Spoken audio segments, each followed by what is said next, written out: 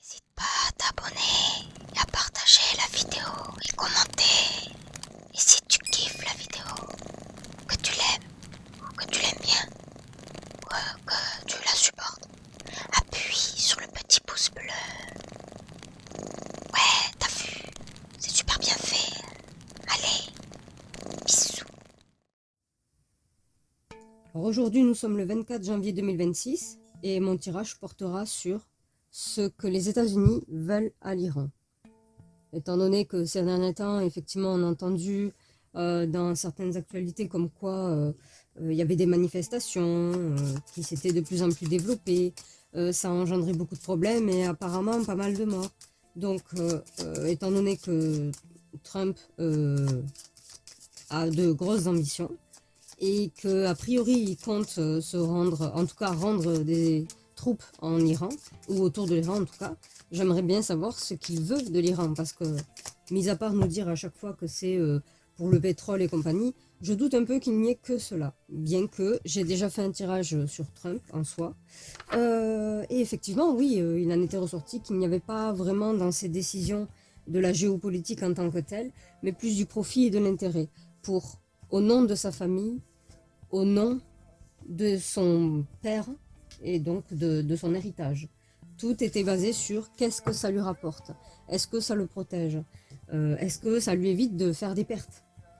Donc là, jugement, effondrement, séduction, secret interne, pas vraiment d'espoir. Allez, on va continuer. Et pour ceux que ça intéresse, je mettrai, si j'y pense, mon Dieu, je mettrai un lien dans la description, la vidéo que j'ai faite sur Donald Trump, au préalable. C'était il y a un bon moment déjà, parce que je me demandais ce qu'il voulait, quelles étaient ses ambitions, quelles étaient ses... ce qu'il voulait, quoi, son but. Donc, je m'en... Qu'est-ce que les États-Unis veulent de l'Iran? Bon, déjà, j'ai l'impression qu'il y a de la corruption. Hein. Oui, de l'avant. Non, ça c'est de la peine, de la mort, effondrement. Non. C'est bizarre. Oui, bon, allez. Là, alors là, c'est assez transparent. Donc, en ce qui concerne les combats, il y a une guerre à l'intérieur. Oui, je me souviens que dans ce tirage aussi, c'était que, effectivement, lui, il aurait donc des désirs d'intérêt personnel et financier pour toujours maintenir à flot son nom de famille et le patrimoine qui va avec. La position qu'il tient est plutôt adéquate pour ça, mais qu'en gros, il n'était quand même pas tout seul à devoir décider et qu'il avait une certaine pression au-dessus de lui, enfin en tout cas derrière lui, si je devrais dire, qui existait déjà du temps de son propre papa. C'est ce que ça me sortait, voilà. Car on n'a rien sans rien et c'est pas juste parce qu'on transpire 2-3 gouttes qu'on obtient tout ce que l'on veut à ce rythme-là. Il y avait une raison et en tout cas ça sortait que le papa avait déjà ce groupuscule de personnes qui étaient derrière lui et qui lui a permis justement de faire beaucoup de bénéfices dans sa vie, qui a donné l'héritage de Donald Trump et qui sera également l'héritage de ses propres enfants. À savoir que les mêmes groupuscules de personnes qui étaient derrière son père sont aussi derrière Donald Trump d'après le tirage.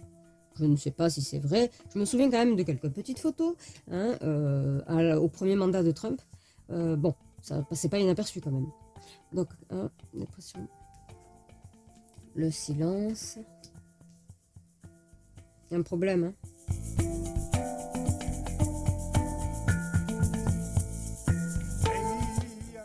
Qu'est-ce qu'il veut de l'Iran?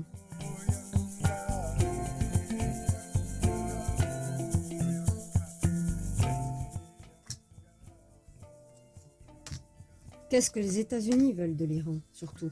Parce que dire ce que Trump veut de l'Iran, c'est un peu compliqué. Ok. Alors.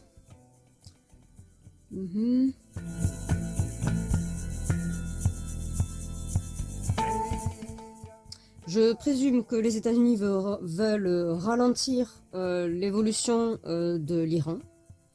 Donc je ne sais pas si c'est au niveau nucléaire, je ne sais pas si c'est les armements, je ne sais pas si c'est la technologie en tant que telle, mais a priori il semblerait que les États-Unis veulent vraiment passer par tous les chemins possibles pour restreindre l'Iran et notamment donc son évolution, son amélioration, voire peut-être son indépendance un peu plus grande, pour éviter qu'ils prennent, qu'ils se mettent au-dessus du panier, quoi.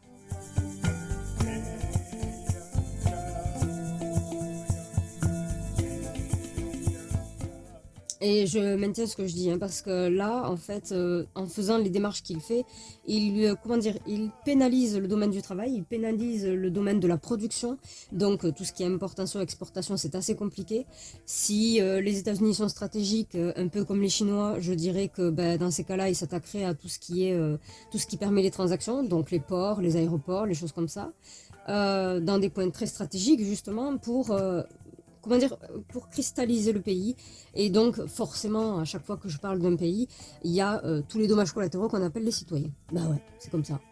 Mais en gros, oui, ce serait complètement immobiliser l'Iran, de sorte à la pénaliser, la bloquer, la restreindre, la ralentir au plus possible.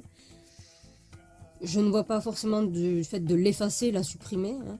Contrairement au tirage que j'avais fait aussi pour qu'est-ce que voudrait Netanyahou, par exemple, Benjamin Netanyahou. Ça me sortait, oui, que le désir était assez biblique et que effectivement son souhait était de supprimer le mot même qu'on appelle Palestine, de supprimer son existence, de faire comme si ça n'avait jamais existé, donc tout éradiquer, afin d'en posséder le sol pour revenir à comment dire, une ambiance d'Ancien Testament, quoi. Je vous mettrai ça aussi en description, en lien dans la description si ça vous intéresse.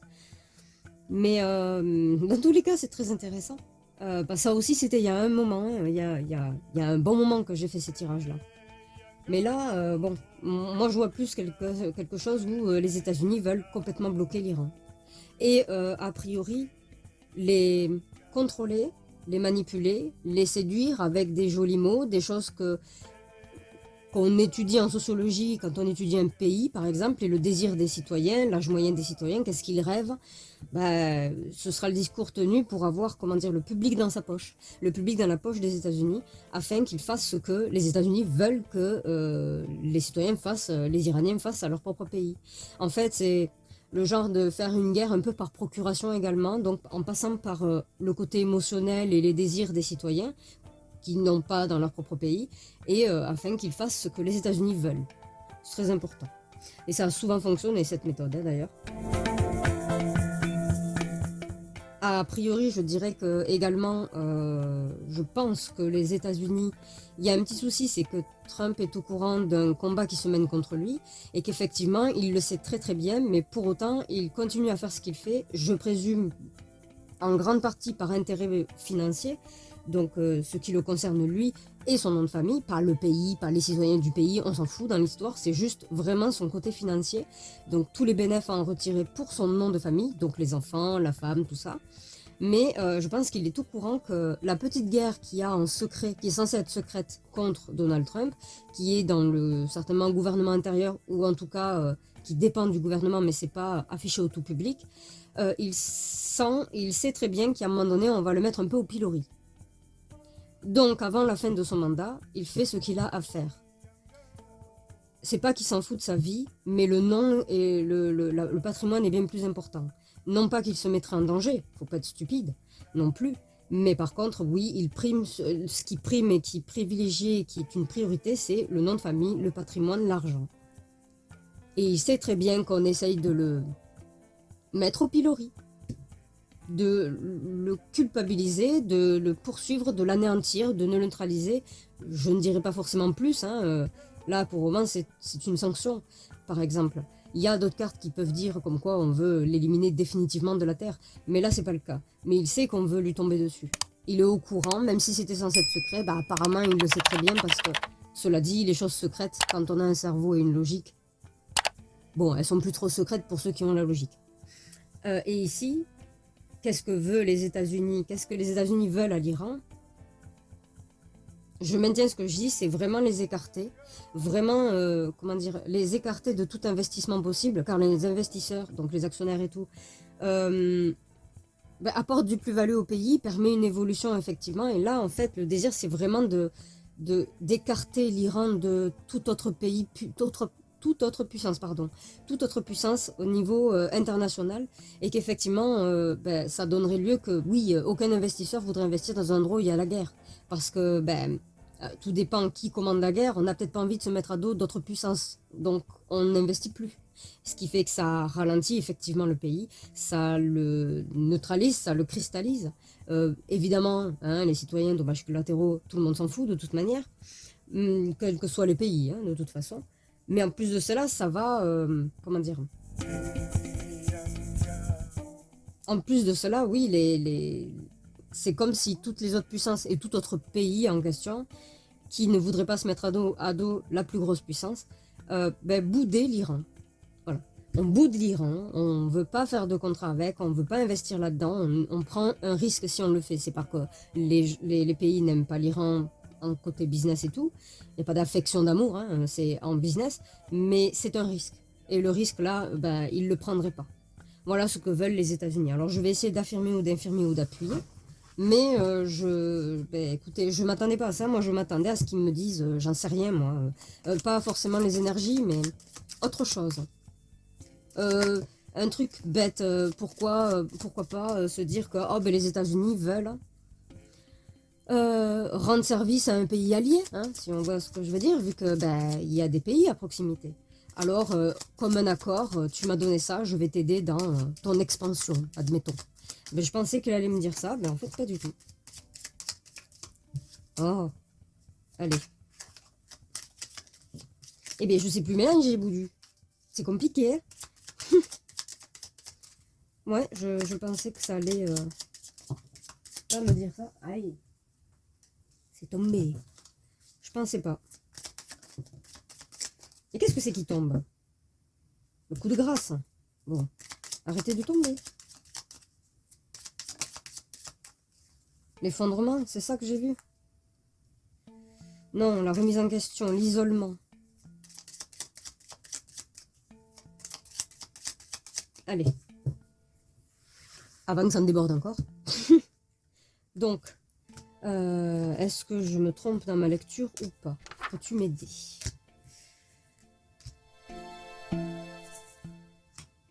Ah, il sera aidé. Intéressant. Oui. Ça va prôner, hein. Ah, il va également passer par les relations qu'a le... Alors, je sais pas si on dit président, roi, chat, je sais plus, en Iran, je m'en rappelle pas, pardon. Mais en gros, celui qui a le statut de chef d'État, voilà, c'est très bien comme ça. Celui qui a, il y a quelqu'un dans l'environnement du chef d'État qui chuchote à l'oreille de ce chef d'État, qui lui susurre des conseils, qui apparemment est aussi en relation avec les États-Unis. Et cette même personne sera donc, a priori, utilisée pour arriver à leur fin, pour arriver aux fins des États-Unis. Truc commun, basique, normal. Là, l'évolution et l'élévation. Oui, je maintiens ce que je dis. Hein. Et l'isolement, voilà. Allez, je maintiens ce que je dis. Donc, écoutez, les États-Unis ne veulent pas de concurrence. Les États-Unis ne veulent récupérer tous les contrats commerciaux possibles. Est-ce que c'est étonnant parce qu'on n'est pas aux États-Unis? Non, c'est pas étonnant. Si tous les pays le faisaient, tous ceux qui habitent dans le pays se diraient oui, c'est bien, c'est génial. Donc, il n'y a rien d'étonnant. Mais là, en l'occurrence, c'est pas éliminer l'Iran, contrairement à ce que je vous ai dit sur mon tirage sur Benjamin Netanyahu. Quel est son désir vis-à-vis de la Palestine? Rien à voir. Lui, c'est vraiment la suppression totale parce que c'est idéologique à la base. C'est religieux et idéologique. Donc, il n'y a pas de... Comment dire? Il n'y a pas de demi-mesure de ce fait. Par contre, les États-Unis ne veulent pas supprimer l'Iran, car un pays, même si c'est soi-disant adversaire, ou allié, ou je sais pas quoi, est toujours utile. Ils ne veulent pas les supprimer, ils veulent les neutraliser, les cristalliser, de sorte à ce qu'ils n'évoluent plus, ne s'améliorent plus, ne développent plus, ne se performent plus dans les domaines qui sont actuellement, je présume, très en vogue, la technologie, biotechnologie, nucléaire, et ainsi de suite, drones, tout ce qui est réseau sans fil, parce que les drones c'est quand même sans fil, même si j'ai entendu que Je crois que c'est la France qui a utilisé des drones filaires. Bref, apparemment c'est efficace. Bon bref, en tout cas il y a un fil quoi. Mais tous ces domaines-là, ils ne veulent pas que l'Iran puisse se développer. Et ça revient à l'histoire des fameux traités dont je n'ai plus le nom sur le démantèlement des armes nucléaires de tous les pays, un commun accord qui a été signé qui a été créé entre les États-Unis et la Russie, enfin en alliance entre deux, mais qui a été proposé à tous les autres pays de la planète. C'est-à-dire, est-ce que vous êtes d'accord pour le bien de la sécurité d'autrui que vous n'ayez pas la bombe nucléaire? Et en même temps, ceux qui proposaient ça étaient les États-Unis et la Russie. Ce qui est assez aberrant puisque eux, par contre, ne se gênaient pas. Voilà.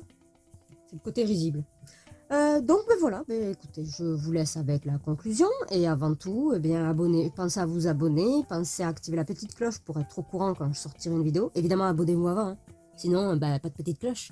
Et pour les prochains sujets, en gros, que je sortirai, ensuite, vous pouvez partager à quiconque, à tout le monde, à ceux que vous connaissez, parce que ce que je tire, forcément, ce n'est pas... ça concerne vraiment tout le monde, les citoyens, les pays, l'ensemble des pays, ce qu'on appelle l'Union, tout ça. Donc, vous pouvez le partager, en plus, ça m'aiderait. Et pour me soutenir également, vous pouvez me laisser un commentaire, que ce soit positif, négatif, à partir du moment où c'est constructif, pas d'insultes, pas de quiproquo ou quoi que ce soit. Vous pouvez me proposer des suggestions de tirage, pourquoi pas. Je le fais, je vous lis de toute manière, hein, donc, et je vous réponds dès que je le peux, dès que je me connecte. Voilà. Donc, je vous laisse avec la conclusion. Je vous dis merci d'avoir regardé jusque-là, mais restez pour la conclusion, c'est sympa. Et je vous dis bisous.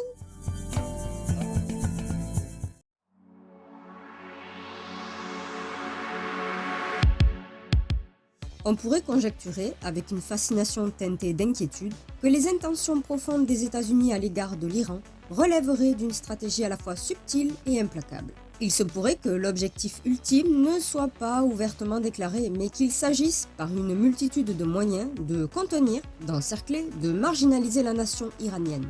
On serait en droit de présumer que les États-Unis chercheraient à figer le pays dans son élan, à entraver sa marche naturelle vers le progrès, voire à compromettre son autonomie. Toute ouverture commerciale avec l'extérieur serait systématiquement entravée, chaque flux d'importation et d'exportation soigneusement filtré dans le but avoué, ou simplement sous-entendu, de brider le développement du pays.